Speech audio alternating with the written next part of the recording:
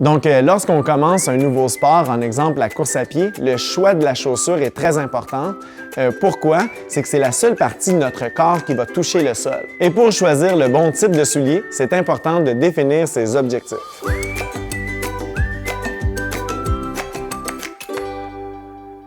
Alors, bienvenue dans cette série de vidéos où on aide les gens à trouver le bon soulier. Cet outil s'appelle « À chacun son soulier ». Je m'appelle Dominique Royer, je suis kinésiologue et je travaille à la boutique Endurance depuis 9 ans. Alors, pour vous aider à bien définir vos objectifs, on pourrait catégoriser les profils de coureurs de cette façon suivante. Donc, le nouveau coureur ou le marcheur, le coureur qui court depuis quelques années et qui cherche son bien-être et le coureur qui vise plutôt la performance.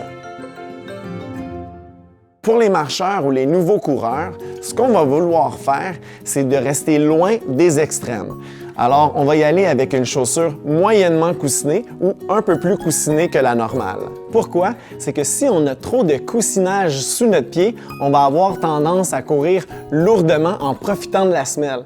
Et si jamais on y allait avec une chaussure très peu coussinée, oui, au début, on va faire attention à notre technique, mais avec la fatigue, on va moins bien courir et on va risquer de se blesser à court ou moyen terme. Donc, restons dans les standards avec une chaussure neutre et moyennement coussinée.